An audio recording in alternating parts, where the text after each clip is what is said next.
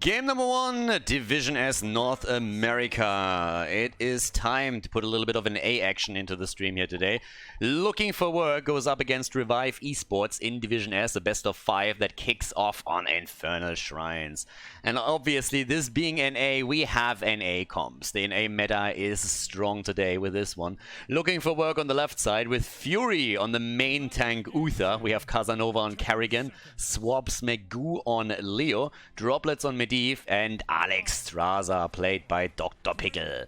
And on the right side of the map, Revive Esports with Fun Buns on Johanna, Tempest on Lucio, so the red team decided to play without a support, Gronmin on Hanzo, JT on Kelthas, and Bismarcky is playing Ragnaros.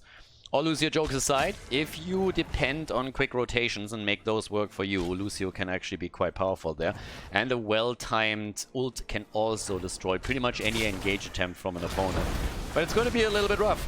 Let's see how Tempest is going to play that through. I mean, we've actually seen one high five, so could happen here again. Wouldn't put it past them. At the same time, though, there's always the chance that we're going to see the sound barrier, and that can be fantastic. There's already a bit of action happening between the teams. And when it comes to talents, also Sulphurous Hungers has been taken here on level 1. We are actually seeing a full focus into the Flame Buffet, apparently, with the Flames of Fury on level 1 for Alex Straza. Medivh, in the meantime, is already working on his baseline stacks. Obviously going to attempt to get that as quickly as Droplets as possible to get those together, so that he can play a little bit less safe and focus on himself. Fury in the main tank role gets away just before we have Lucio with a boop, and that's a dead Lucio right there. Fury also with a spray game absolutely on point. Drops the spray right away. But as you could see just a second ago, Lucio wanted to get the boop in and get Fury a little bit farther pushed out away from the gate, and then Fury turned it around quickly. Ragnaros, on the other hand, just died, and, well, Swabs Magoo survives through that, but damn, son. We are having 2 kills quickly for Looking for Work here, and it might actually be a third, since Jojo is now also in trouble, gets zoned out completely. Fun Buns is not having a lot of fun down here, I can tell you that much. And with Carrigan being aggressive, they go in for a quick triple kill. Someone is hungry for a win here. Looking for Work is just making a really good case for being hired here. In comes the portal again. They're trying to go straight for Tempest. Boops them out as the portal comes through, but still, they are on a bit of a killing spree here. We have the Mage Armor actually taken at this point on level 4. And at the same time now the Sharpened Blades for Carrigan. Alright, damage, damage, damage is what we're gonna get here. At the meantime, on the other side, we're having the Supersonic for Lucio.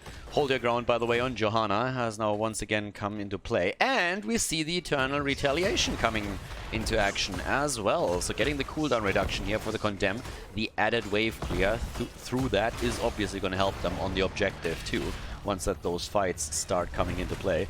And actually, with the Shrine being announced, this is gonna start sooner rather than later. Droplets is still attempting to get his stacks together, sitting at 11 right now. A decent job on that end. But the camp is only taken from Revive Esports. So despite the fact that they've lost 3 heroes so far, they're actually trying to, at least on the macro aspect, get a little bit of action in. And there's always the question what Ragnaros is going to do once level 10 hits. If they go for Lava Wave, then obviously they could try and control the macro game a little bit more. But we don't have a global in the game. Don't have a global hero here. But once again, here comes the action. Stayed with Leo on the Shine, trying to get those Swiffer strikes through here and clean all that shit up. Portal saves him for now, as a lot of the action was focused directly onto him. And he's still eating a bit of damage here, but gets the drain through against Ragnaros, and that keeps him in play. Obviously, Medivh able to get himself a couple of additional stacks now that everybody is just chunked up here. And here comes the trade. Ragnaros immediately with the Molten Core, and that starts hurting, but Dr. Pickle is trying to get his own Dragon Queen into action to counteract that, at least to an extent, and pushes everybody away from the Shrine for now. Arcane Punisher, that's the first one that we're going to see. And that level 7 that just dropped into the hands of Looking for Work is definitely going to give the blue team a huge advantage over the next few seconds here. Half a level away from their opponent, Bismarcky, Ragnaros, and he's down. But the red team claims the objective. They might lose a couple of heroes here. Nicely done by Johanna. Really well-timed Iron Skin to get out of Carrigan's grasp. But Kelthas died And now we have the Punisher pretty much soloing the mid lane, trying to get some work in here. Looking for work on the other hand, they didn't really win the objective, but at least they got 2 additional kills out of it. And thanks to those, we now have not only a pretty solid lead and experience for them, but on top of that, that Punisher that was just stolen by Revive Esports doesn't really do a whole lot. So it was an easy defense, not even the gate has fallen. And yeah, things are actually looking pretty decent for them. No build into the living bombs from JTR's Khaldor. Instead, we are seeing with level 7 the burned flesh coming in. So that's going to be the focus for him for now. Hand of Ragnaros is also chosen on level 7. The Flame Buffet build on Alexstrasza is in the meantime continued on level 4 and 7. Medivh on 23 stacks, so it's getting there. And Boundless Fury for Kerrigan. And the Kerrigan aggression has so far been pretty impactful. I mean, Casanova had a couple of cool moments there. One of the kills was a bit denied by that Iron Skin that we talked about earlier. But with that massive of a kill lead, they have now a huge advantage going into this. I mean, just look at the experience. This entire level ahead. And there comes the attack onto the camp, trying to steal that away. And again, Johanna perfectly playing around that trade now for the second time. Fury, our main tank, Mr. Uther himself, is able to steal the Khaldor camp away though. And at the top, we're still having that battle between Ragnaros and Leo, and that just goes on the entire time. Swaps needs to connect those drains and does connect quite a fair bit. On the other hand, Ragnaros obviously has his own self-sustain. I'm not sure if he still has that fountain up, but these two are battling it out for quite some time. And it's about globe control at this point. You really want to make sure that you control those globes too. And yep, there comes the damage. And it's starting to become a little bit nasty for Ragnaros again. And as the level 10s come in, there's the attempt at a kill. And that should be a dead Rag. And indeed, he is down. Nicely done. Pings of the team immediately. The second kill against Ragnaros on the solo lane. So Leo is absolutely killing it there. And with the level 10 abilities, a massive advantage now for looking for work, who now have an opportunity to take even more camps away on the map, and that's exactly what they're trying to do. Fury already sitting up here at the top, went into the Silver Touch, straight into the Holy Shock. Talking about shocking people, down at the bottom of the map, Kerrigan kind of shocked Hanzo a little bit, and he is already down. No Robin Hood after all. So Kerrigan with another kill, went also into the Maelstrom. Still don't have a choice for Uther though. Divine Shield and Divine Storm, both possible. Depending a bit, I guess, on what we're seeing from the opponent here, especially with the chance of, well, high 5 being taken by Lucio. Up to the top, the shrine is now announced, and there's the level 10 for Revive Esports, and immediately the sound barrier gets committed to, and doesn't even hesitate for a second with it. We're having Sulfura Smash for Ragnaros. Definitely the better old don't listen to what Trixler is telling you, but there's obviously always a chance that they're still going to lose that game. And, well, for now, down to the bottom of the map, a little bit more fire action. I mean, generally speaking, if you look at Revive Esports, they are just trying to burn them away with fire. And as we can tell now, the Divine Storm has been picked, now that we have the sound barrier in. He locks it in without any hesitation whatsoever. And it's time for a fight, boys and girls. Level 7, 7 kills against 0. But we have that level advantage for looking for work. And they're looking for the first Punisher for their team. There's the quest completed for Medivh. Perfect timing for him too. Already we're having again another quest on the board for Fury. They're looking strong here, but the Sulfura straight into the face of Medivh. And yep, they are burning it down before it lays eggs, and now they're trying to make the play for Casanova. Maelstrom, sound barrier, Kerrigan, and she's still alive. Alexstrasza the entire time with the heals, but there's the second kill. Revive Esports winning 2 at the perfect moment in time. And with that, they can now focus their attention once again onto the shrine itself. Nicely done. The first 2 kills in the game, they couldn't have come at a better moment for them. So all of a sudden, they're closing that gap in experience a little bit. Fun Bun still needs to be a little bit careful as he's trying to dance with Leo. And so far, he's losing that tiny battle between the two of them. But that objective is obviously going to end in the hands of Revive Esports again. So right now, we're having another little move towards the top 4th, and that could be the first one to fall. But that's at least level 13 for looking for work, so that actually helps them quite a lot. Leo, standard, Ominous Wraith for him. Kerrigan went into the Volatile Power, and with a shield, the survivability of her should actually be a little bit better there. But now we're having, again, the move straight past that fort in an attempt to drop the first one in the game. Karrigan is already getting a little bit more aggressive with this one. The Shield of Medivh is out as he's back to business. Him dying earlier, by the way, didn't really have a whole lot of a consequence outside of them losing the objective, since he already had his quest completed. Karrigan, on the other hand, nice combo. And Lulcio immediately with his ult, saving the target. And actually well played by him. And then obviously Fury, as you could see, they're not able to connect the Divine Storm. So that stun setup did unfortunately not work for them. The fort, though, is still in play. They actually saved the fort for now. It doesn't have a lot of hit points, so it should actually end up being taken by Revive Esports rather sooner than later. But still, they hold on to it for a bit longer. And now at the chase again, as Karrigan is trying to make a play here. They're trying to go for Ragnaros. Sulfuras comes out. Lulcio gets away as Karrigan tries to land the combo. And here's the Entomb. That at least should be the end of Johanna. Arrow from Hanzo coming out. Karrigan jumping in. Jojo is already dead, but they're looking for a second target. And they're trying to make the play for the polymorph Kalthas. And they get the kill. Tempest also dies as Casanova jumps in deep to take Lucio down.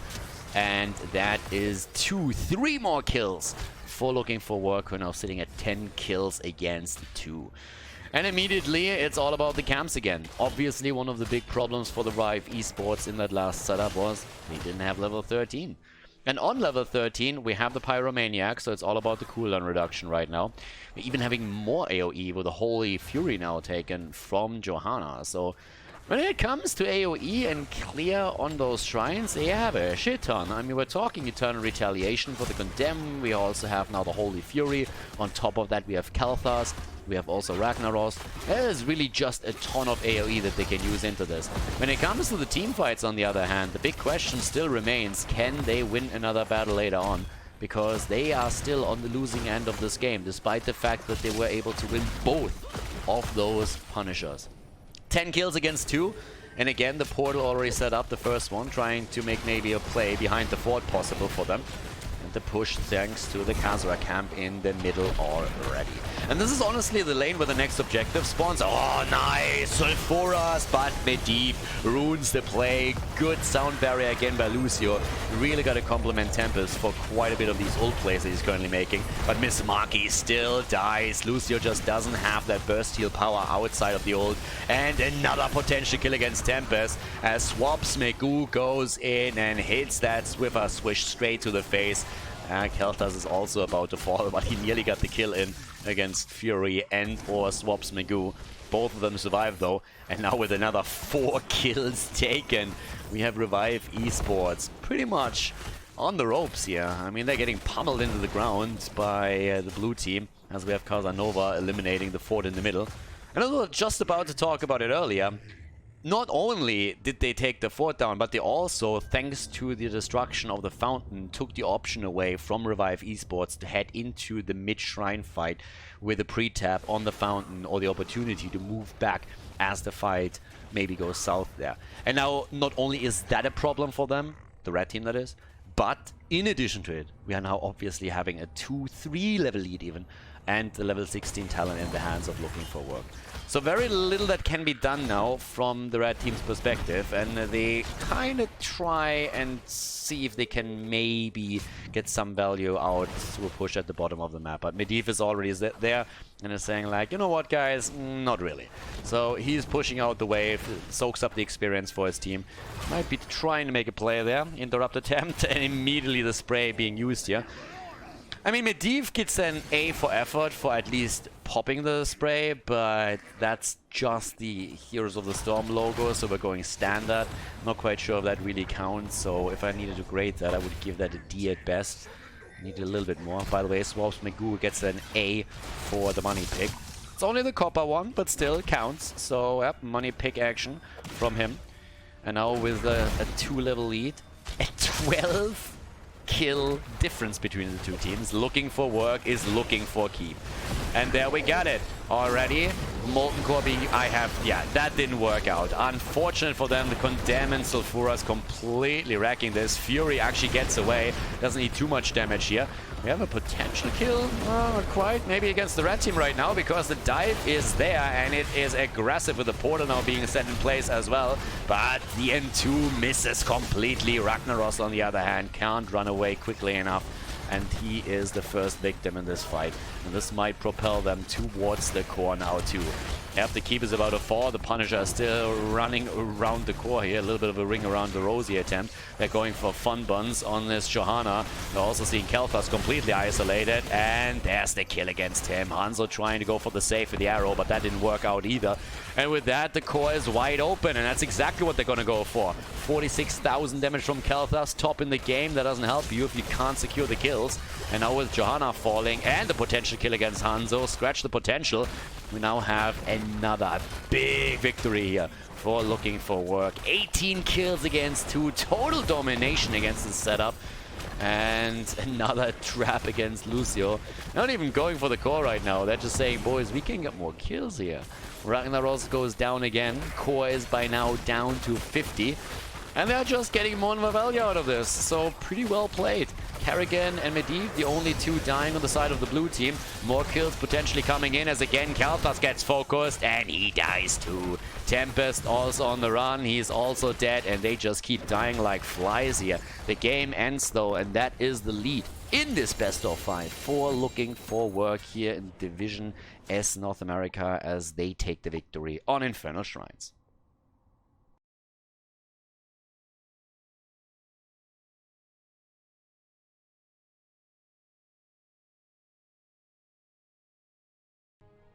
Game number 2, Looking for Work is in the lead, and the meme train has arrived in North America, it seems. At least they feel confident on Volskaya Foundry with a Cho'Gall pick.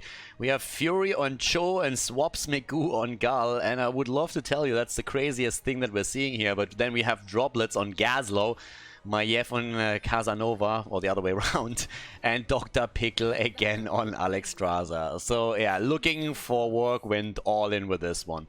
But then again, you look towards the red team, and it starts to become a little bit crazy over there too. Funbuns on Uther as the main tank, Bismarcky on Chen now, the reworked hero, Tempest again on Lucio, with JTR on Tychus against Cho'Gall, and Mephisto played by Gorman.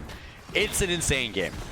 It's honestly an insane game at this point. I mean, before anything starts, before anything happened, it's already crazy. Chen is interesting right now. I talked about this in Division S Europe quite a bit. The hero after the rework hasn't really seen a whole lot of play. Actually, for the first few matches, not only in the Heroes High Premier Series, but also in Division S in Europe, hasn't seen any play whatsoever. That was true for quite some time, and then finally the Chen was played twice in a series between the number 7 and number 8 team in the standings of Division S Europe, and did have a little bit of an impact, but walked away with a 50% win ratio. Most of the people that played Chen on a higher level in competitive said that, well, and there's not a whole lot of them, obviously, since the hero was pretty much never picked before. But we have a couple that like to use it as a bit of a pocket pick, and most of them agreed that Chen just isn't really good. The rework hasn't really helped him a whole lot. He still has a lot of the same problems that he did before, and the question is always, how do you compensate for that? But when you looked over to NA, I mean, there's a lot that's happened here. For example, if Chen wins this game, is that a win for him? Or is that just what's to be expected if you go up against the Cho'Gall and Gazlo? I mean, if that's a Storm League game, it's a little bit of a different story, but we're still talking about competitive here. So a draft like this, kind of unorthodox, no matter what you think about those heroes. Ferg is, on the other hand, riding around on his little pony. We currently have on level 1 the Taskmaster taken. So the cooldown reduction on the shove and the fuel for flame right there. With that said, we're seeing both of the teams going for the standard rotations, 1 minute in towards the turret camp, and then afterwards focusing straight onto the support camp to take that. But with the level 4 talent, we now have also those builds progressing a little bit. And we have the Eye of the Tiger into the Accumulating Flame. Exactly the same build that we've seen in Europe as well for the hero. Talking about builds, by the way, our little Space Gazlo here with a Clockwork Steam Fists on level 4 now. And besides that, we're having now the bigger they are. And that's obviously going to be one of the big tools against Cho'Gall. Talking about tools, Casanova is getting taken out here. And the spray game again, absolutely on point. Nicely done. There we go. But yeah, as it stands, we have a bit of a lead for the red team, thanks to not only the item advantage, but now also the first kill in the game. So that works for them. Kind of interested to see how exactly we have Cho'Gall play around. Well, at that point, Khaldor goes down, and that's already bad. But yeah, I'm a little bit interested to see how exactly Cho'Gall plays around Tychus later on, because this is exactly the setup that you're looking for. You have bigger they are on level 4.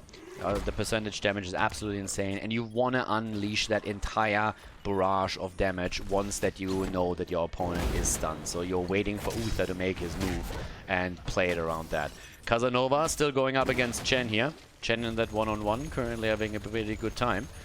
But with Tychus getting all that damage in, how do they keep Cho'Gall alive? I mean, once Alexstrasza is level 10, you have at least Lifebinder, that's something. But outside of that, it's going to be tough. And Tychus should actually start to rock those damage numbers pretty easily towards the end of the game. Right now, it's still Chen who gets the continuous trade against the solo laners that he's up against. But the objective is currently still going over to Revive Esports. I mean, again, there's still time. The problem is that Looking for Work doesn't have level 7. And level 7 is ready for Revive Esports. And that's a power spike you usually don't really want to fight into. They still decide to try and give it a shot here with Dr. Pickle having the Dragon Queen available. And popping that trade immediately to buy themselves a little bit more time to get the next talent and then fight on even ground.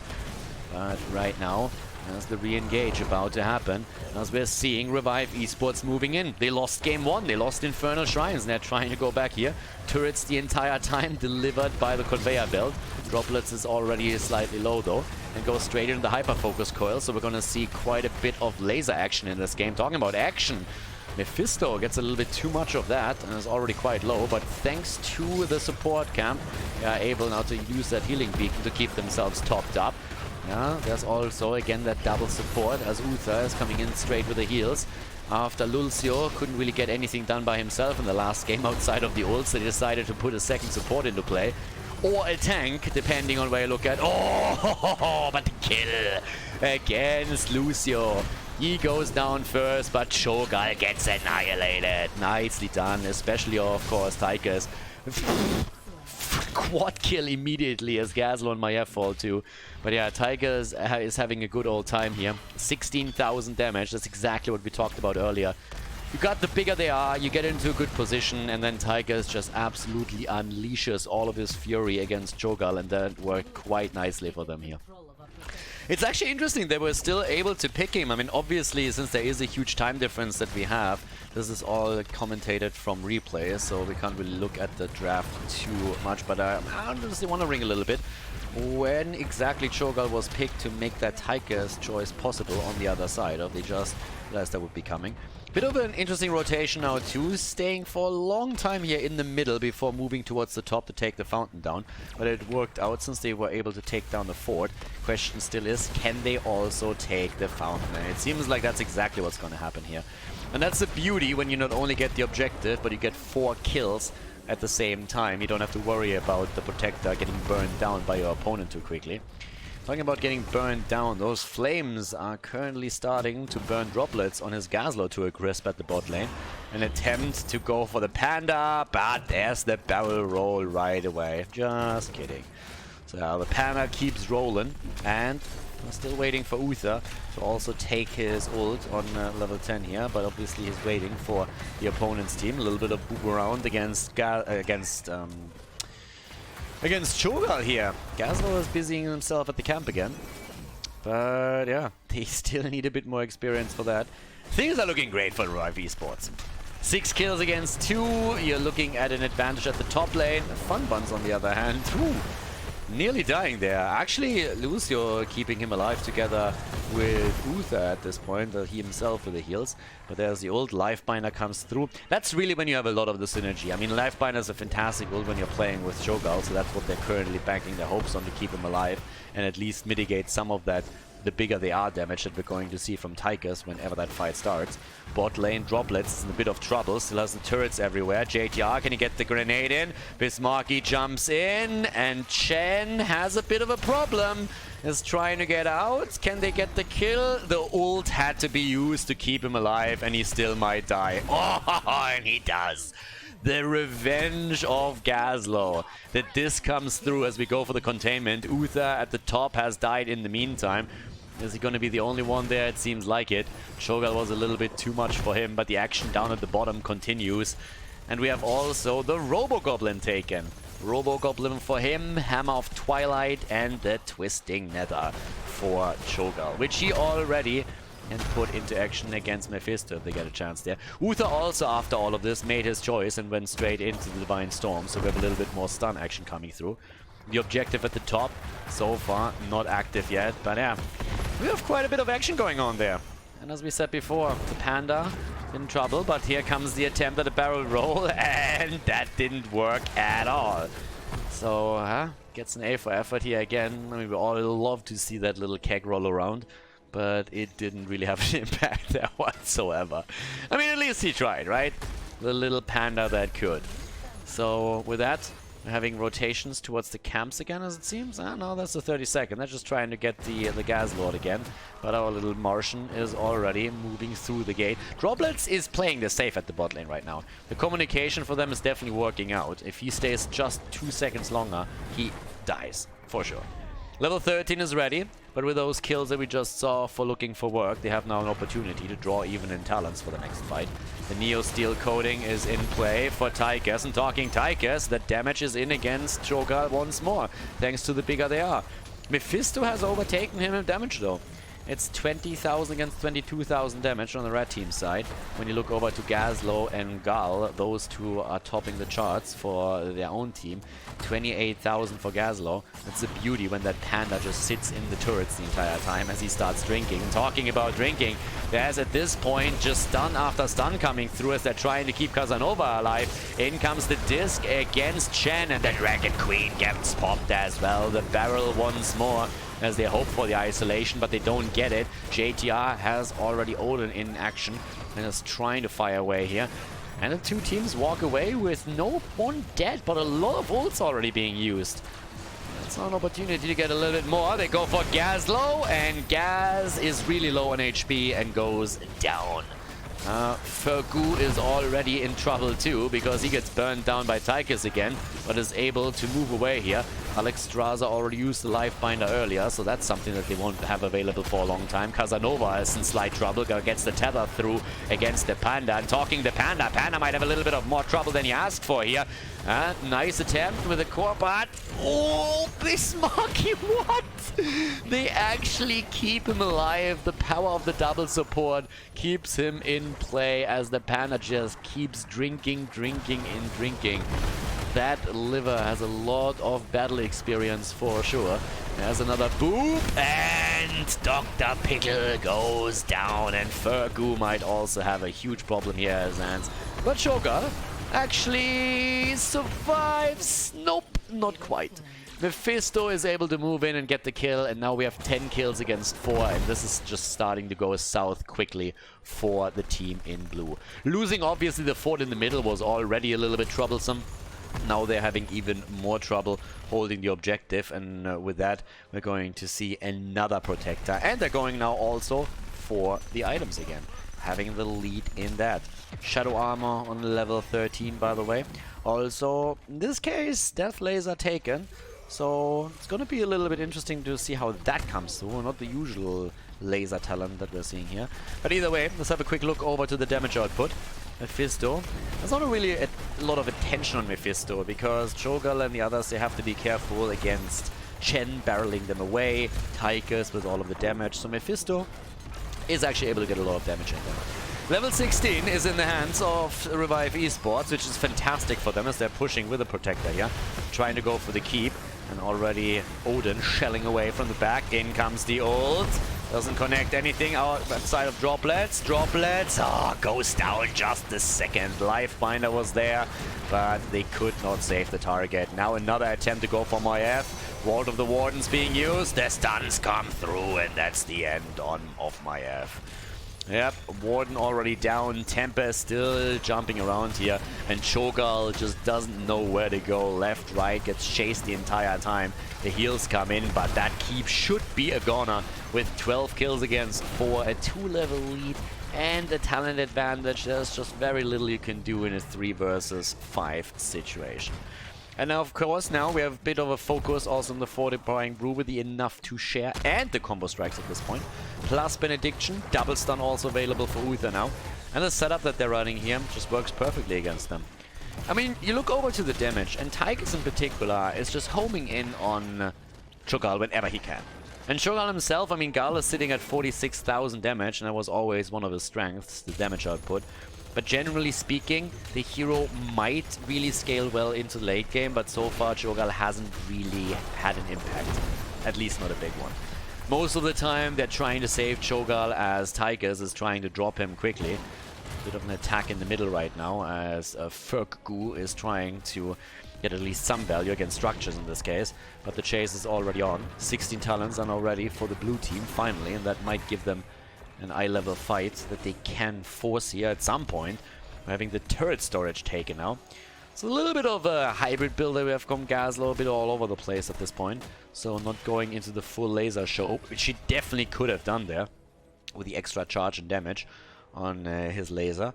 But we haven't seen that until now. And quests, I mean, are slowly starting to get completed here. Uther is still at the top, so without their main tank, yes, it's North America's main tank action. We're still seeing them take the fight because they just go for Gazlo. And Gazlo is in trouble, is trying to get those stuns in. And this is a 4 versus 5. Now again, Uther's coming in as we speak, but this battle is already not looking good for the blue team. Here comes at least the ult from Lulcio, and there's the double kill. Down goes Gazlo, and Alexstrasza is also dead. Another stun is connecting with Casanova. The Vault of the Wardens keeps him alive for a moment, but not for much longer. Cho'Gall is the first one to fall, and then Maiev is dead as well. 5-man team wipe as they get cleaned off the map. And now we have the action through the bot lane. Ford is not going to make it. The objective already announced. You just look at experience and you already know this is going to be a disastrous situation for looking for work. Not having the level 20 talent will be a problem.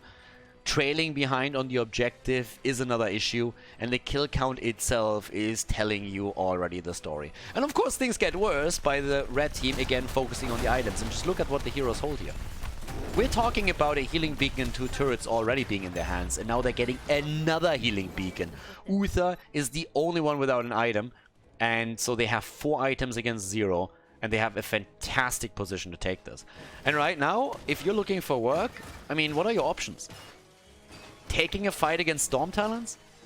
Trying to defend against Storm Talents and the Protector? This is the only fight that you are going to get, and you have to take it. It's the shittiest fight that you've ever signed up for in your entire life. But it's the only fight you can take. You can't do anything else. You have to throw the Hail Mary pass and hope that it connects somehow. But Alexstrasza is just instantly blown away. And that's already a second kill against Casanova, and Cho'Gall is also going to fall, isn't he? They're just controlling every single aspect of this. The level 20 talents make it even easier. We have now the energizing brew taken for Chen himself. And yeah, the shit has hit the fan, and looking for work, they got pretty much carpeted with all of it. So now we have a 3-level difference, 19 kills against 4. Protector moving through the bot lane. And Cho'Gall, the only protector here, and Chen just moving in again, just for the lulz. Another barrel moving through here. The wall gets opened up, and the big red button is already shelling away from the backline as the protector's coming in too. We have a double mech right now. What is this? Full Gundam, or what's going on here? Yep, that keep is also going to fall. The one at the top has obviously fallen already earlier, so the catapult pressure had to be met, and Gazlo was the one facing the challenge. But now we're seeing the attack for the core. And it seems more and more likely that Revive Esports is going to take the tie in the series. Shogal again with a little bit of survivability, gets the life binder. They keep him alive for a little bit longer, but the question is for how long, because the entire team is just falling apart here. The items finally come into play, the core is already falling too. Uther goes in with a Divine Storm and lands it. Casanova on Maiev is incredibly low, Gazo doesn't look any better. At least the kill against Mephisto here, so that's something, but with 30% on the core, there's just no way of turning this around any longer. Looking for work, loses game number 2 as Revive Esports takes the victory and ties their best of 5 series in Division S North America.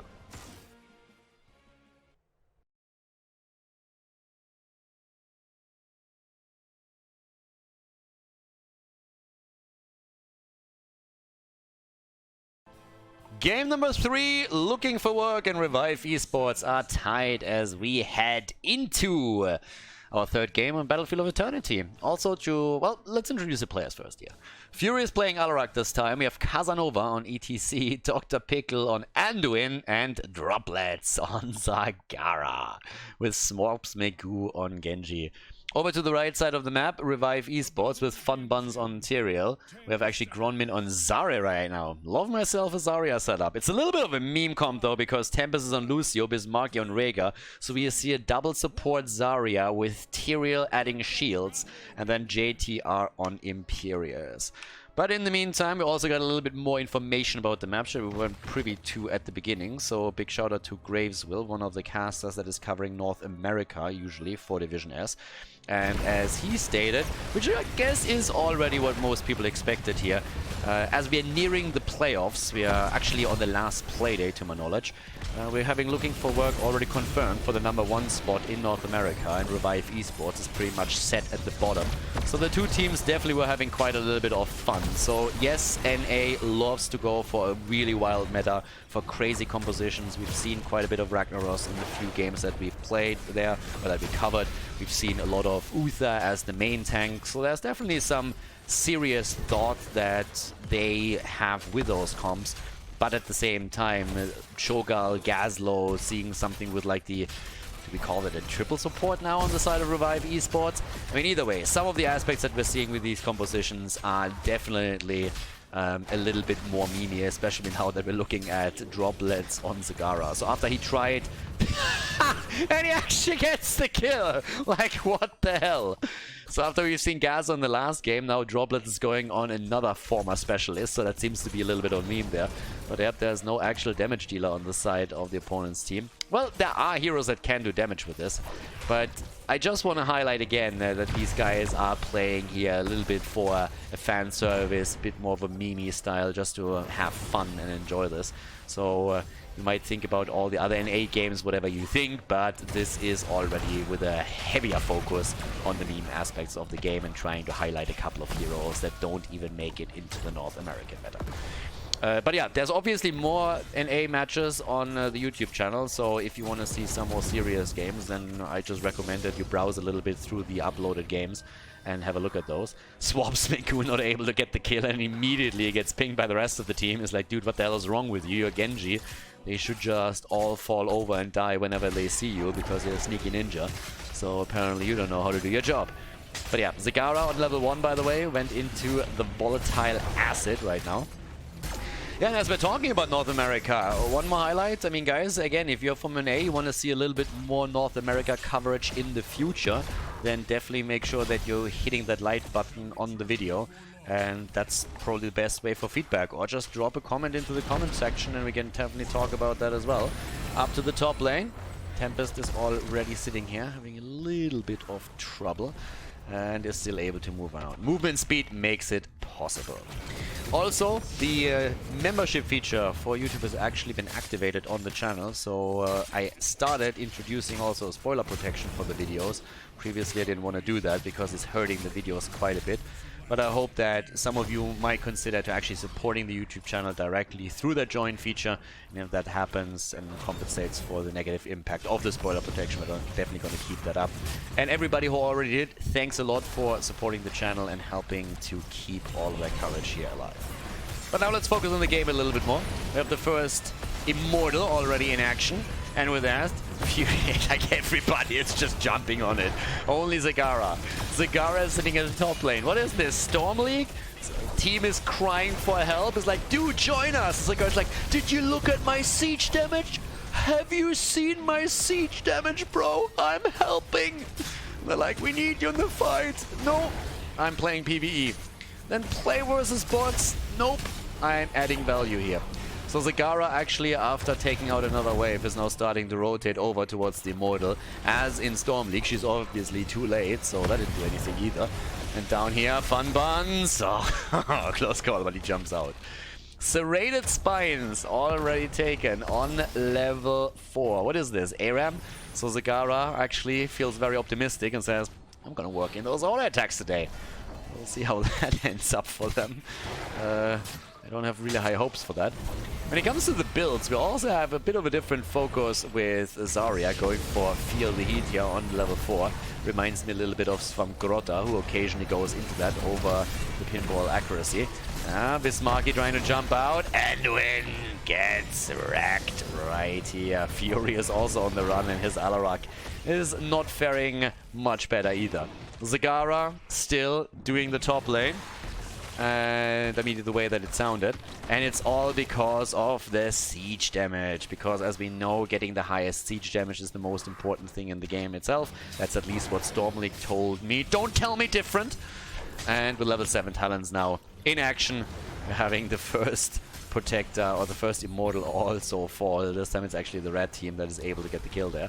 Tempest, on the other hand, he's still jumping around here and trying to annoy Zagara a little bit. So, yep, the Queen has a bit of a problem and is annoying Lucio. Bot lane already gets prepped as the wave gets pushed out. Zagara goes straight into the vicious acid at this point. So trying to get the slows in. More of a, like, trying to slow Lucio down, I guess. But 10 stacks already on the Serrated Spines, and that means that we're now having an additional 3 damage for her. Rhaegar finds himself in a battle up at the top. And again, comps, as we said before, since the position of both of the teams is pretty much a given in the league now, since we're on the last play day, are a little bit more memey. But that super, hyper, insane sustain that we're seeing from the red side has really worked so far. There's only a kill against them. Here's another attempt.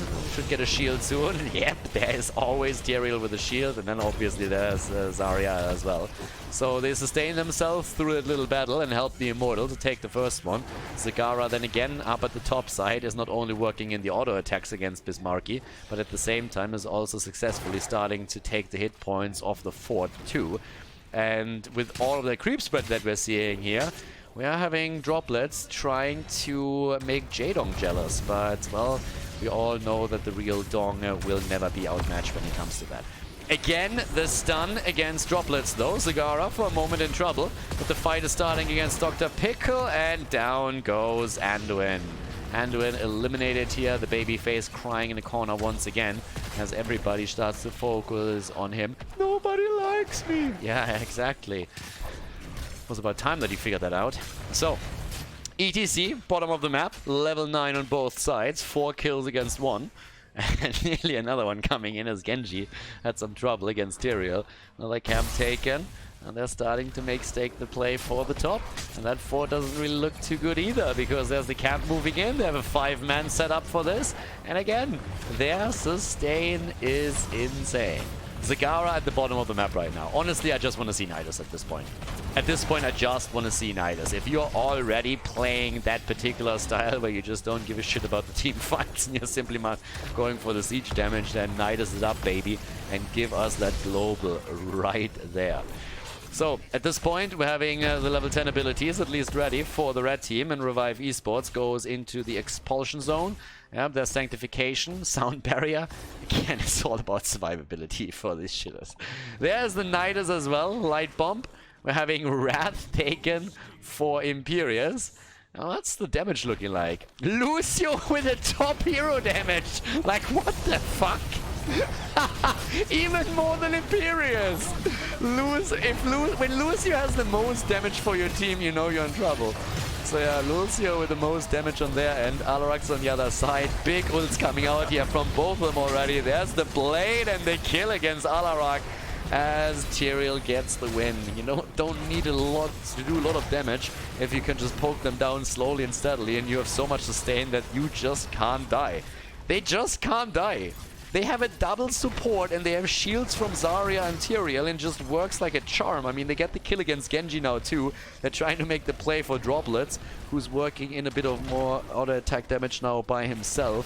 Has now 47 stacks on his level 4 talent, but they just don't die. And we have Bloodlust. So yeah, Bloodlust is the tool here for them.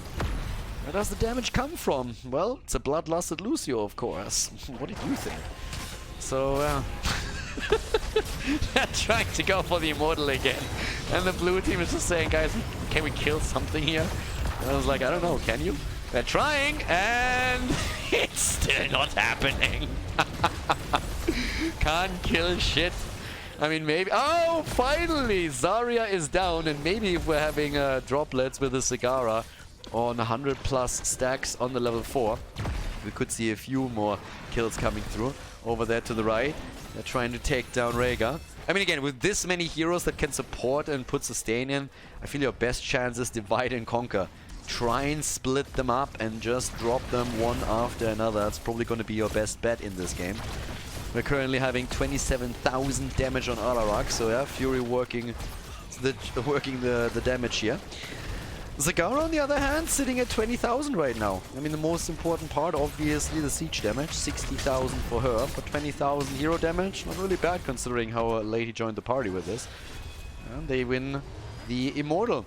So with that, all of a sudden, there's a chance to change this. 7 kills against 2. Immortal taken by looking for work. And everybody's starting to focus on the top, as the bad boy is starting to make his way in. Zagara at the bot lane, also starting to do her thing.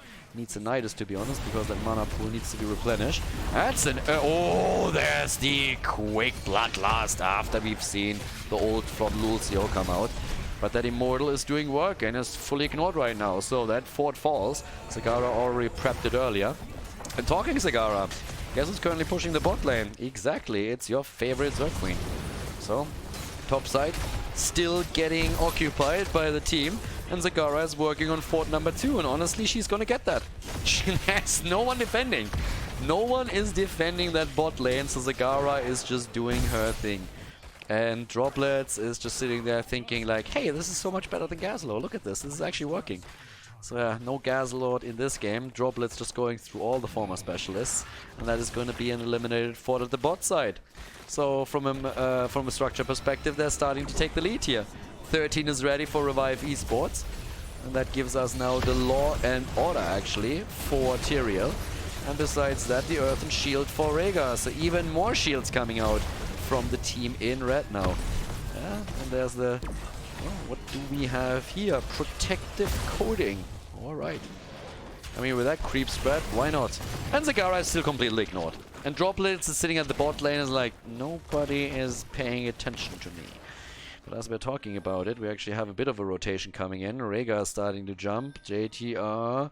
And Zagara is on the run. Run, baby, run!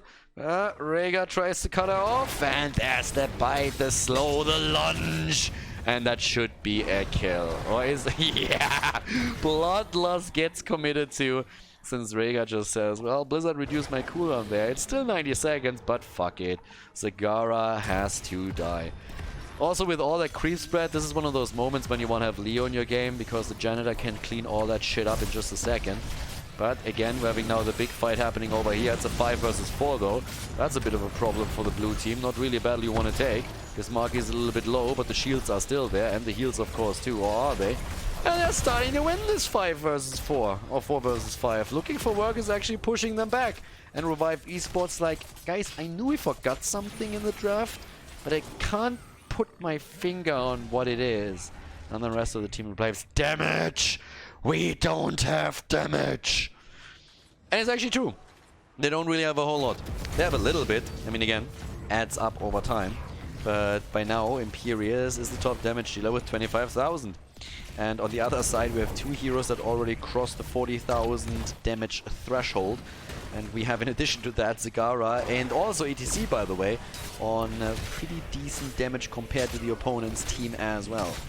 So once again, the objective gets attacked and the red team loses pretty much all their hit points there, and they're losing even more. I mean, it's a bit of a weird setup.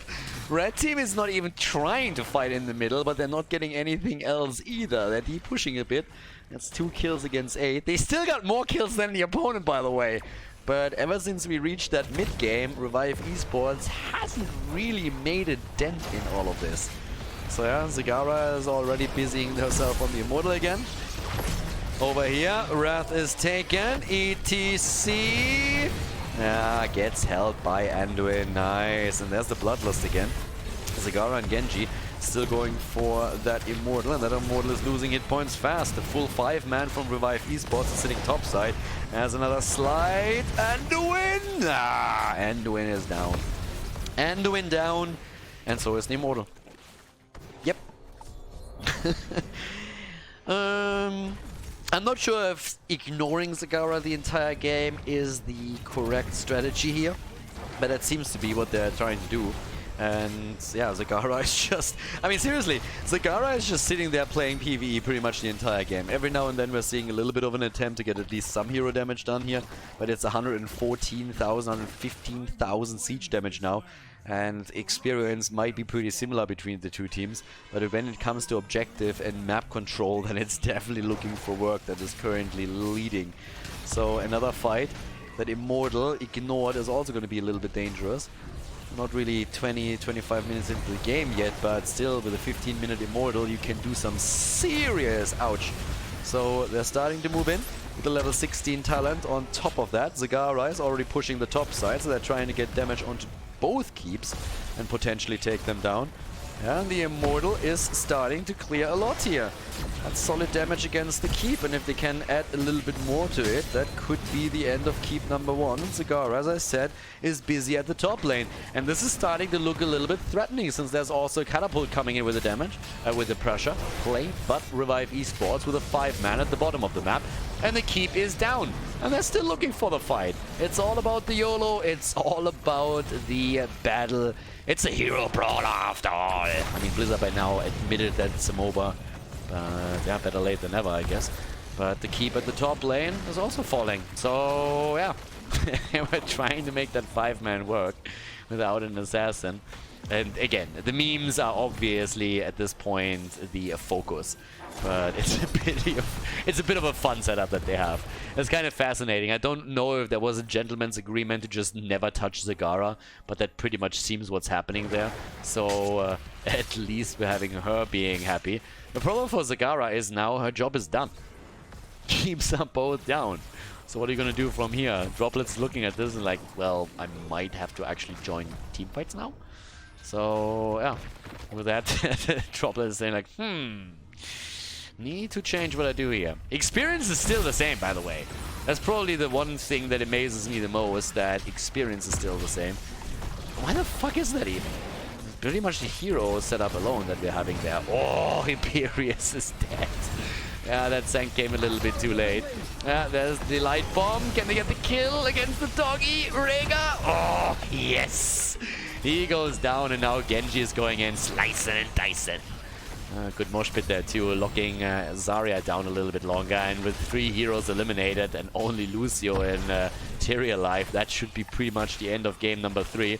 The damage numbers, as you can see here, Tyrael has now taken the main damage for the team in red, and yeah, it's definitely the meme dream. As we have the core about to fall, looking for work, is going to take that 2-1 lead in this best of 5. And yeah, claiming victory on Battlefield of Eternity as they're dropping the final few hit points on the core. They're also trying to drop Tempest, but this time Lucio actually gets away. GG and well played as looking for work takes another W.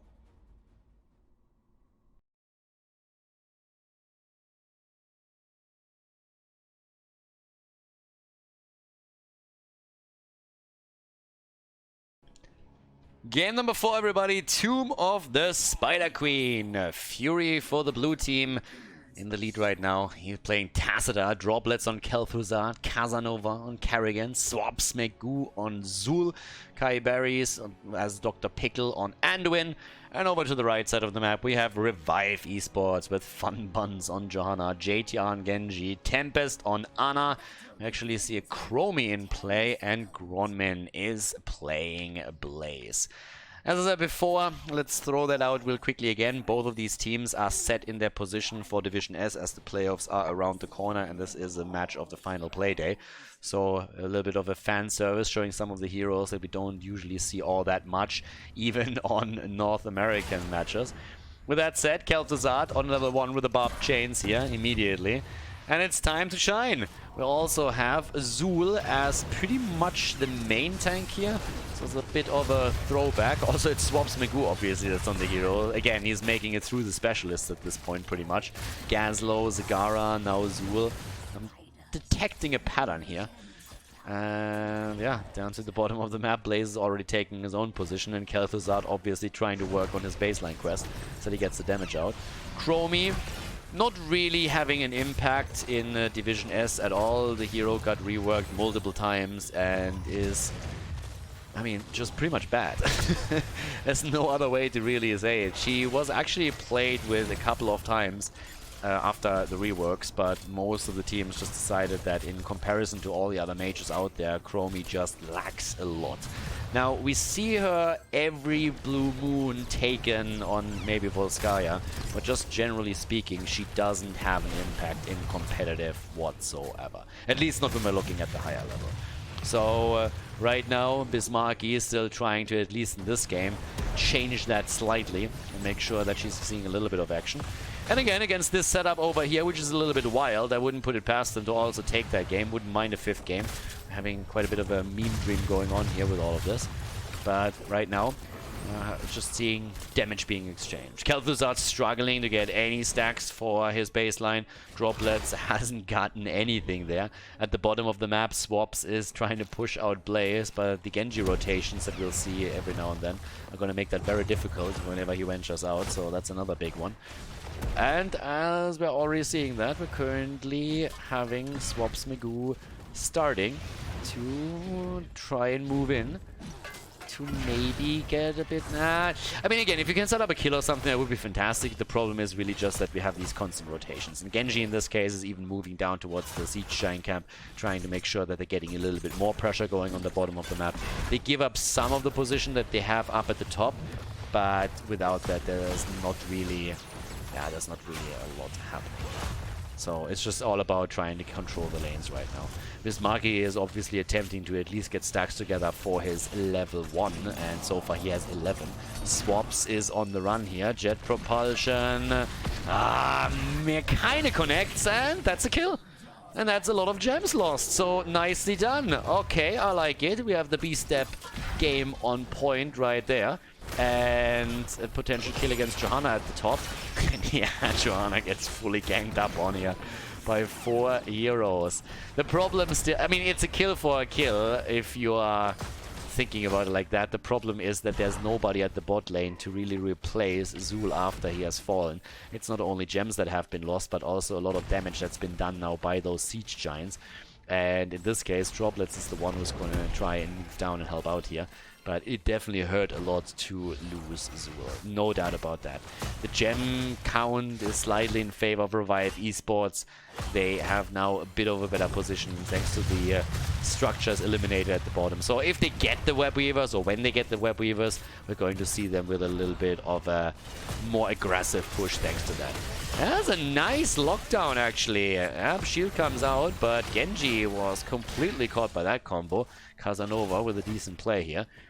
Now, Chromie again, just trying to add a few more. She's currently sitting at 13 stacks, went into a proper greeting on level 7. Pretty much the standard, to be honest, in most compositions that we've seen Chromie in so far when it comes to builds that she uses here. Slows definitely available plenty, and especially when you're having something like Blaze on the other line and a Johanna, you know that these slows will keep coming, and that extra damage for Chromie is fantastic there. 7 drops into the hands of both of the teams, and, well, again, This is lockdown against Casanova. 24 gems for him. He wants to get rid of those. Fury is trying to dodge the Dragon's Breath here. And we're having 2 stacks at least for Khaldor, now with a chilling touch on level 7. Bottom of the map, Zul is starting to move in. Dr. Pickle, Kai is in a bit of trouble too. On the run and still alive. Yep, that's Blaze trying to make it out of there after he was not able to get the kill against Anduin. Didn't quite work out. And Droplets is still having trouble getting that baseline together. He has a bit more trouble than that because JTR is just saying, look at this, it's a free kill. Maybe not quite that free. Droplets still alive.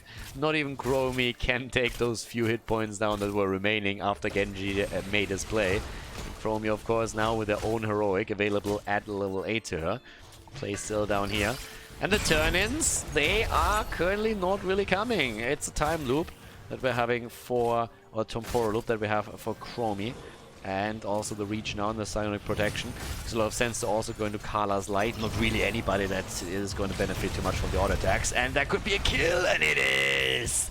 Khaldor is down, and Chromie trying to get another kill in against Anduin. They can't get that. Casanova, on the other hand, he wants a few, and they are going for Chromie, and that should be the end of her. The Gnome is down. The Sand Gnome dead. Casanova gets baited in. Oh my god, that's 34 gems lost. Oh, the big B-steps. JTR with a swift strike to safety, and Karrigan just jumped in and followed. And that's 34 gems down the drain. The majority of the gems that they had, and they just lost it because of that little interplay. Oh, that's kind of unlucky for them. That's one of those moments when Karrigan just looks at the screen and is just like, fuck my life. FML right there. Oh god. So now, well, with that little play, we have Revive Esports in a fantastic position to take the lead here. Level 10 nearly ready for them, and if they secure that turn-in, they will have the Web Weavers move through. Yep, there's again the temporal loop. They try to get the damage in. The save by Anduin though. Chromie a bit low. Casanova, on the other hand, is also dropping hit points and falls. Ults come in, Blessed Shield being used, and they get the big kill against Khaldor. Also, another kill coming straight in from Genji after he uses the Dragon Blade to slice Anduin in half. At the bottom of the map, we still have Fury there, trying to do damage with the auto attacks. Every Tazza player knows how that usually ends. But yeah, the level 10 abilities are there. The red Web Weavers are obviously now descending. And with that, they should at least at the bottom of the map get some serious damage done, since most of those turrets have already taken severe damage there. Okay, so with this, we're now having also level 13 with timeout taken. Quest for Khaldor, still a long way from being completed. Gets another stack in here though. Khaldor, bit of... Yep, that's nearly a kill. Khaldor nearly died there. Make the play against Genji on the other hand, but the problem is Zul. 35 gems and they're all gone. Or are they? Casanova is getting a fair amount of them and dies as he's attempting to get those to safety. And there's the triple kill. That's a triple baby as Anduin goes down too. And that of course makes it much, much easier for the Web Weavers to now get value. Bottom of the map, Fury is still trying to tickle the minions a little bit so that they fall over dying as they're laughing their ass off. Yep, in the mid lane at least the fort is down, and guess what? The top is suffering a similar fate. Things are not looking pretty for the blue team. Looking for work is looking for an opportunity to come back into this game, but now that they lost a ton of their stacks already, it's a massive problem. And with stacks, I actually mean gems. Yeah, they don't have enough to get a turn-in, by the way. They don't have enough to get a turn-in, and the red team can easily get another one if they just turn in some of those 80 that they're holding right now. 79 if you're picking. 38 stacks for Chromie by now, which also means that she's going to get that second echo on the Sandblast in just a moment. 1,000 for Fury, so he has that done. And yeah, there's a second turn-in, and they have level 13, full level lead. 13 in their hands, more wave clear now also with the level 13 from Johanna, going straight into the Holy Fury here. And at least the camp was taken here in the middle, but we should see that outpush pretty easily. And Johanna still sitting at the side, hoping for someone to fall into that trap here. Getting eaten by the Blessed Shield. Fury, yeah. As long as it's Dimensional Shifter, we should be safe there. And in this case, Johanna didn't even try and get a Blessed Shield connected, since Dimensional Shift can obviously negate that within a second. But now the Web Weavers are on the map again. Chromie with a bit more damage, starting to work the numbers. And it's honestly sitting at 24,000, so roughly on the same numbers that we're seeing from Genji in this. And right now, we're already having the Web Weavers in the middle. Zul is trying to defeat not only the ones at the bottom, but deal with the mid lane too. Everybody else is already focusing topside. So far the Web Weaver wave hasn't really done a whole lot of work, but maybe in this 5 versus 4 at the top of the map can make a bit of a difference. They're trying to do exactly that. Chromie by now has also one stack. There it is, completed. 10 minutes in. And there's the gate at the top falling. Web Weaver still at the bottom of the map. In comes Zul, Kerrigan as well. Ult already used, light bomb, there it is. Can they get the kill? Yes, they can. An Obama moment for looking for work as they take Genji down. Ronmin is still on the run. And Johanna mounts up and gets away. But Anna falls top lane. Chromie nearly eliminated too. And again, you're looking up. Johanna actually finally falls against Khaldor over here. So that's a lot of gems actually negated. Not as many as we've seen looking for work lose. But also, talking about losing, half of the HP have been lost now by that keep in the middle. Khaldor is nowhere near completing his own quest, by the way. 17 on the baseline right now. So with this, maybe an opportunity to even go for boss, to be absolutely honest with you. I mean, for that they had to try and commit to it a little bit earlier. Instead, they were just attempting to get the Web Weavers into play, and that's exactly where we are. And all of a sudden, experience is also even. We're 5 kills against 9. And we're looking at even levels. Camp is taken as they're trying to go for the deep push here. On level 16, we have now the fast forward. And 33,000 damage for Chromie. That second Sandblast Echo is definitely doing wonders here when it comes to the damage output with every single connect that they get here. 21,000 damage for Kerrigan on the other side. A lot more damage. By the way, Khaldor is sitting at 12,000. Not really something to write home about. Bottom of the map, Web Weavers doing some work. Top lane assisted by the rest of the team from looking for work. Yeah, Mobs Magoo was able to move out. Yeah, that fort still stands, by the way. This one is likely going to fall. And they are going to try and make that too, since the top lane is massively assailed now by the blue team. Looking for work, looking for another kill and another destruction. In comes Kerrigan. Khaldor as well, locked down, and the kill against Anna.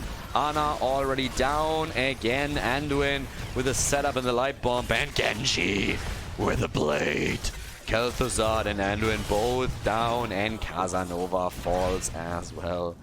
And Swamps Magoo is doing what he's done all series long. He's just pushing the off lane and saying like, I'm getting value. Have you seen my siege damage? And yeah, we did. And he actually got that wall at the bottom. I'm still seeing Fun Buns already moving straight into the middle. He's the only one, by the way. There's 2 heroes remaining, but they are not making the play for the keep just yet. They still have to defend a little bit more. 12 kills now against 6. And Zul going for a camp bot side as both teams now have level 16 talents on top of that. Still a little bit surprised that we neither had a rotation towards the boss, and well, there it is. Alright. Or at least towards the keep. Kerrigan is coming back. Fury is getting also attacked here. That was a nice move by JTR. But obviously that dimensional shift is just ready the entire time. So with that, we have bot lane also in a bit of trouble since those siege giants are obviously there. Up towards the top. Yeah, there's another attempted hit. They're trying to go for Bismarcky again. Chromie a little bit low, but is able to get away. Anna the entire time with one heal after another. Pew, pew, pew. And is connecting those shots. Nicely done. Dropping the Eye of Horrors, of course, as well into this. And the fight starts to turn around against looking for work. They're all of a sudden in trouble. The Maelstrom is getting hit by Kerrigan. Light Bomb comes in too, but there's no kill just yet. Bunker is out on the other hand, but Fury is low. All of them are all of a sudden in trouble, and Kerrigan might be the first one to fall here, and indeed she does. The turnaround kill attempt against JTR fails, and now everybody is just on the run, getting body blocked here by Fun Buns. The stuns connect as Kai Berries goes down on Anduin. There's a third kill as Zool bites the dust. The save on Johanna as she pops the Iron Skin. Archon saves Fury for another hot minute, but that top lane is in trouble. And there's a kill against Tassadar. Goodbye. And yeah, that's over. The problem is that this down here is pretty much over too. So despite the fact that they're getting the kills here, they really need to get that keep just to draw even when it comes to structural damage on the map. And that's a little bit of a problem. Good damage against, yeah, Khaldor. Chromie is definitely now starting to home in on those damage numbers thanks to that. Catapult is down, but as I said before, you just traded a keep for a keep. It's the only thing that they really were able to do there. So with that, we're now having, again, an attempt to go straight towards the next turn in. They have 57 gems, which means they're 3 short of getting another completion. And that should happen fairly soon. All that you have to do is rotate once down to the bottom of the map and get those gems. No damage on the course just yet, but look at that kill count. It's actually just an absolute crime that the red team is only ahead by an entire level, considering that they have 10 additional kills over their opponent. It's insane. That's honestly crazy. Look at that discrepancy in the hero experience. 13,000 against 5,000. You could honestly argue that it should be even higher, but it's really the minions where the blue team is currently finding most of their value when it comes to XP, since this is where they currently have a lead. But yeah, it's kind of insane. 16 kills against 6. And now with the Web Weavers, they're half a level away from 20. Storm Talons, baby. That's what we're talking about right now. Web Weaver at the bot lane is not going to do too much. It's pretty much only going to push the lane out. But over here, they should be able to get a second keep. Yeah, the Blaze is already poking against it, and so he should. Nobody else is starting to home in too much. Yeah, there's the Web Weaver, deleted. 20 is still not there. And if they move away from this now, they haven't really gotten too much. But again, the attempt to go for Genji. Genji zips away, and the kill against Tassadar as the stun lock connects with him. The CC chain hits, and it hits hard. Light bomb on Casanova's Kerrigan again. He's trying to jump in and out, but he's in trouble and dies a painful death as Blaze burns him to a crisp. And in comes Johanna with the final hit. Genji still falls, and finally 16 minutes in, we have Khaldor also completing the baseline. That might be a bit too late though, yeah. Especially since Khaldor doesn't even survive for another second. He's down, 20s are in, and that gives us for Jodo now the blinded by light. Can they make the play for the core here though? I don't really think so. It seems more like Johanna is going to bite the dust here. Chromium is trying to slow them down a little bit longer, and that is the end. Jet Propulsion misses as well. Droplets is back to business, and that could be another kill, but Ana is there and heals everyone up. 2 keeps down, but it's 20 versus 20, or will be in just a second. And at the bottom of the map, as already more or less predicted, the fort hasn't fallen because those catapults are continuously just getting the damage in against the Web Weavers. So nothing really they can do with that. So for now, we're actually having at the top the boss about to be attacked, and this should be an easy one for them. We're 17 minutes in, so they're definitely going to get some damage out of it. Twilight Archon is now in play. The Damned return, already activated previously, and the Glyph of Faith. No surprise there, as we have in terms of damage, 68,000 from Chromie. So yeah, they get the damage output here at least. Doing quite well with that. The problem still is, can they maybe... I mean, they kind of have to try, I guess, and end with the boss. At least the keep. They need to get the keep. If they get the keep, then they draw even in lanes that they dominate through keeps destroyed. But if that fails, they have a bit of a problem there. This fort, if it falls to those siege giants, would also be quite the relief for Revive Esports on the bot lane. But main action is obviously at the top side. Yeah, damage comes out from Chromie again. There's still the problem of Genji as he jumps in. Light Bomb, Maelstrom. But Khaldor just doesn't stand a chance here. 5 deaths against him, 6 against Kerrigan. They're trying to move in here once more with Fun Buns escaping thanks to the Iron Skin, walking through the tornado here. Bottom fort is indeed falling. And Chromie is also dying as Kerrigan wants to go for the kills. Swift Strike saves Genji.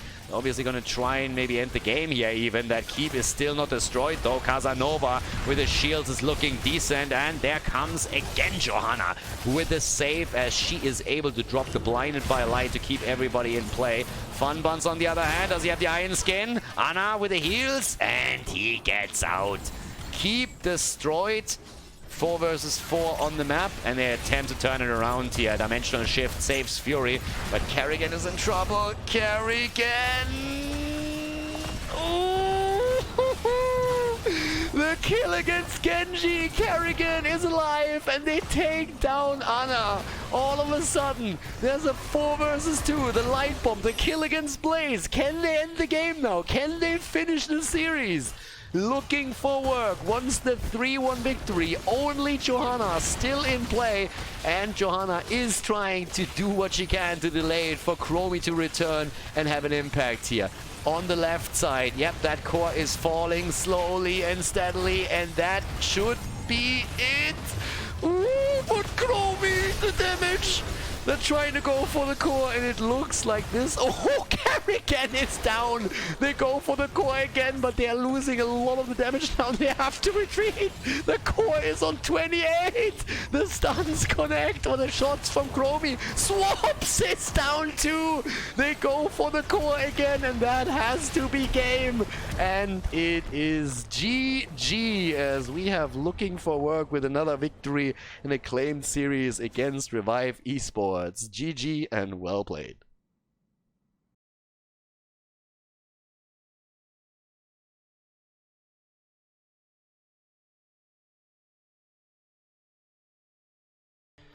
Alright everybody, welcome to game number 4, and I know this is going to be a bit confusing to everybody that just watched the video, because everybody is thinking, wait Khaldor, that doesn't make any sense, we already watched game 4 and Looking for Work won that game.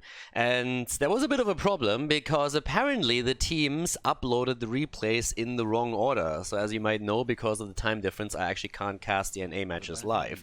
So this was all casted from replays, and the teams, they messed up the order they uploaded the replays in, so we still had one game left. And I was thinking about not even commentating this one and just presenting you at the end with the final score, but as it happens to be a pretty insane composition on both sides, because as I already told you guys, they're memeing a little bit, since for both of the teams nothing's on the line here anymore. I still wanted you to present that particular game. So without introducing the players too much in detail, let's jump straight in as we have a Butcher composition going up against Samuro, Lily and Abatha. So apparently there was also a bit of a bet going on between the teams, as they said there are certain heroes that they are going to play throughout that series no matter what. Chromie is going a little bit deep if you ask me here. And I have to throw that out again. This is definitely quite a bit of a meme series and a bit of a fan service, showing heroes that you will normally not see, not even in North America, simply because the teams, there was nothing to win anymore. Looking for Work was safely set in the #1 position and all the way at the bottom of the standings, Revive Esports. So this entire series so far has actually been pretty fun, and I mean the players have been enjoying it. I think for the audience it was pretty cool to watch too. But everybody that is now confused as to why this game is popping up and why we have 2 matches, number 4, that's the explanation why. They uploaded the replays in the wrong order, and I still wanted to show you those games, so that's why we're gonna attach that at the end of this little setup here. And yeah, that's something just what you have to deal with. Pretty much shit happens right there. And yeah, I hope that everybody watching this, especially on YouTube, is still enjoying that series, because again, this is North America. I hope that you appreciate the glimpse into the North American scene here, since obviously this is just an addition to our normal European coverage that we have here. This also pretty much marks the end of the season for North America. The playoffs are gonna come up next. In Europe, we still have a couple of matches left that will be up on the channel fairly soon. But yeah, Butcher so far on 10 stacks, so doesn't really have a lot to show for yet. We have 4 stacks on Muradin. Also, in the meantime, the little Lily setup, the panda that could, riding around here on her little chocobo. So going full Final Fantasy at this point. And yeah, Butcher obviously is going to have to contest with those blinds later on. We already have Abatha moving in together with Casanova on his Tyrael, and the panda is down. Lily was looking for an adventure, and then she just got clubbed into a piece of meat because the Butcher was hungry. And, well, she's not the only one that dies here, because all of a sudden Sylvanas goes down and Tracer is dropping Tyrande too. Now Casanova might still fall, and the Butcher so far is still extremely healthy and is very happy with that, and they take Tracer down. No chance for her. And the Butcher, he's just sitting there, and we know what he wants. He wants fresh meat. And he's getting all of it. All that dirty meat for him right there. 70 stacks already. And just look at Murden with the sledgehammer on level 4. 15 stacks already on his baseline. And he is looking tight. The Slugger is actually participating in the game as well. Fury already on the channel. As on the right side we have an interrupt. And, well, this could very well be the blue team making a bit of a dent here. Down at the bottom of the map, the additional ult has already been channeled. But they're trying to make now the play for Tempest on his Greymane. Didn't quite work out though, and JTR is already busying himself, just going straight for the stack. The Butcher, on the other hand, is in trouble. 79 meat, and he loses 15 as he gets dropped here. So, yeah. Should maybe think about going vegan at this point. Apparently it's not really working out with the diet that he is trying to push through there. But yeah, it's all about that protein. All about them gains. Need some meat for that. Up to the top lane, we're currently having droplets. Still with that Samuro factor. That's going to become important later on. And Samuro together with Abathar is actually an absolute pest. I mean, if you talk about a cancer build that's usually making the top 3, we've already seen those games on Sky Temple in particular, where you can just raise down structures 6 days to Sunday with Samuro and Abathar. And that's exactly what Looking for Work is currently banking their hopes on. If it's going to be successful or not, that's a different question. Now we have Festering Wounds on level 7 that alone gives us a bit more stacking opportunities for Sylvanas. And Mule comes into play together with Purge Evil and the Divine Vigor. Not quite the normal build that you see for Tyrael here, but trying to be quite a bit aggressive with that. Also, Dr. Pickle, Kai Berries again on Lily, rushing around here. Potential kill against Sylvanas, and that one comes through, but it looks like Tracer is also gonna die. Tyrande down. It's all about the meat though, and Gronman with 87 stacks. Need to get those 200 in. That's exactly what they're currently hoping for, to make sure that the Butcher gets some aggression going. Murden, of course. He wants to complete the baseline, wants to have the pierce, wants to have the cooldown reduction on the auto attacks. And we're actually having Tyrande with the Khaldor resistance right there. And I honestly don't know why. And then I looked over at the opponent's team and I'm like, wait a second, they don't really have a stun or anything like that. So in this case, just making sure that Tracer's bomb doesn't do as much damage kind of makes sense. Also reduces the damage that Abathar can push in a little bit. But yeah, unless we see Judgment, that's a good pick. So for now, we're having the quest completed at 5:30 into the game. They're starting to go in again. The Butcher already busying themselves towards Lily. They're trying to go for Casanova. Tempest in the back here. JTR and Sylvanas also a bit low, and they're focusing straight away on her. At the same time, Swaps Magoo finds himself in a bit of a pickle. JTR on Sylvanas, jumping to the left with a wave. And there's the kill against Lily again. Screw that panda. That's pretty much what the red team is yelling there. Yeah, they want game 5, and they're gonna try and win this game with now another 4 shots fired against the opponent's core, and that puts them farther in the lead, as they have now 28 against 36 points. In comes the Butcher with 120 stacks on level 7 with the Insatiable Blade. Another kill attempt here, this time against Samuro, but he's not the only one. Looks like Tyrande might fall, and indeed she does. There's the kill from Tracer. Abathar helping out, but another kill as the Butcher drops Tyrael. Good trade value by him, but not enough to threaten another hero, at least not just yet. And the Butcher is doing work. I mean, the Butcher is sitting at 146 meat right now. There's Judgment, by the way, so now that we don't have Tyrande's level 7, we're having Judgment in play, so Tyrael is gonna go full ham on this one. And yeah, that's the moment when you're like, nah, maybe I should have waited. But again, working out for now. 34 stacks for Sylvanas. Not really the best damage output just yet. And Funbuns jumps out. Bismarcky is getting some of the damage pushed over onto him too. But the Butcher now definitely just sitting there and saying like, alright boys, I need 54 and then we're Gucci. Then we're good to go and we can finally engage into this. And teams are both on level 10 right now. So, yep, teams are on level 10 at this point in time. Which means that we have now heroic abilities just in time for that next fight. And, of course, the action is already focusing towards the bottom of the map.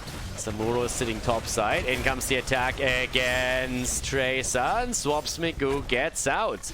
Roman on 147, as we said, gets a few more here as he's trying to take the minions down. And that puts him onto 152. And he's definitely getting there. I mean, this is going to be a Butcher that honestly should be able to get his quest completed. Talking about completing things, that channel here would drop the core of looking for work down to 24. Here comes the Judgment with a bomb. Bismarcky survives for a second, but the aggression against Serana is once more successful. The Butcher with a kill against Tracer though, and they're trying to go for a second one, and they get it. And that puts the Butcher at 192 stacks, and he is looking for more, pun intended. So at this point, yep, there we have it. Trying to drop the copy. Can he drop also some Muro for reals?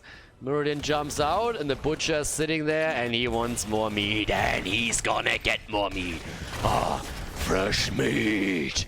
And that's the diet completed. 200 stacks for him and it is hunting time, baby. That's the quest completion, and that is the extra damage that he has now as well. Yep, screw the vegetarian diet. He is happy with the meat stacks right now. And, well, as we all know, vegetarians eat the food of my food. So that's the motto of the Butcher here. And he's currently trying to put that into practice by homing in for a few additional stacks here. Another 10 for every single hero that he drops from here on out. But it's definitely Butcher time, baby. Again, the blind on Lily might be a bit helpful here. But in the back already, the champ with the Judgment for another kill. Here comes the Liliulas. They're trying to keep everybody alive. But the Butcher already just moving out after initially chasing onto Casanova and putting him a little bit in trouble. Also covering here obviously for Tyrande and helping her out. So now we're having Samuro with his action on the map. The problem is really that the blue team is starting to lose a lot of ground here.